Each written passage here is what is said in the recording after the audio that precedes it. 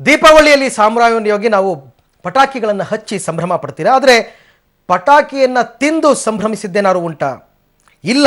ಆದರೆ ಇಲ್ಲಿದೆ ನೋಡಿ, kaju rocket, kaju atom bomb, kaju ಆಕಾಶ ಬುಟ್ಟಿ.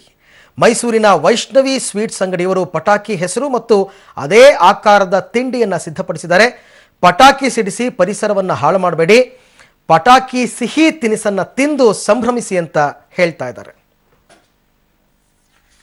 ನಾವು ಈ ವರ್ಷದಿಂದ ಡಿಸೈಡ್ ಮಾಡಿರುವಂಥದ್ದು ಏನಂದರೆ, ನಮ್ಮ ವೈಷ್ಣವಿ ಸ್ವೀಟ್ಸ್ನ ತಂಡ ಸಿಹಿ ಪಟಾಕಿ ಅಂದರೆ ಕಾಜು ಪಟಾಕಿ ಇದನ್ನು ಮಾಡೋದ್ರ ಜೊತೆಗೆ ಈ ಪೊಲ್ಯೂಷನ್ ಏನಿದೆ ಅಥವಾ ಈ ಅನಾಹುತಗಳನ್ನ ತಡೆಯೋದಕ್ಕೆ ಒಂದು ಒಳ್ಳೆ ಮಾದರಿಯಾಗಿರಬೇಕು ಅಥವಾ ಜನಗಳಿಗೆ ತಿಳಿಸ್ಬೇಕು, ಅದರ ಅವೇರ್ನೆಸ್ ಕೊಡಬೇಕು ಅನ್ನೋ ಪ್ರಯತ್ನನ ಈ ಸತಿ ಮಾಡಿದ್ದೀವಿ.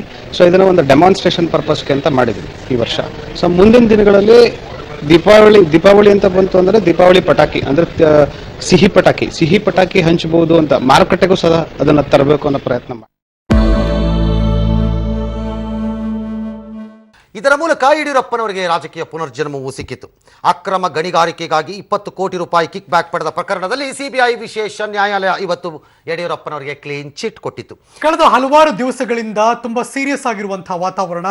55 ದಿನಗಳ ಬಳಿಕ ಕಾಡಾನೆ ಸಿದ್ದನನ್ನ ಒಂದಷ್ಟು ಸರ್ಕಸ್ ಮಾಡಿ ಆತನಿಗೆ ರಿಲೀಫ್ ಕೊಡುವಂತಹ ಪ್ರಯತ್ನ ಆಯಿತು. ಆದರೆ ಎಲ್ಲವೂ ಕೂಡ ಈಗ ವಿಫಲ ಆದಂಗೆ ಕಾಣಿಸ್ತಾ ಇದೆ. ಕ್ರೇನ್ ಅನ್ನ ತರಿಸಿ ಕಾಡಾನೆ ಸಿದ್ದನನ್ನ ಎತ್ತೋದಕ್ಕೆ ಹೆಣಗಾಡಿ ಸೋತೋದ್ರು ಅರಣ್ಯ ಇಲಾಖೆಯ ಸಿಬ್ಬಂದಿಗಳು.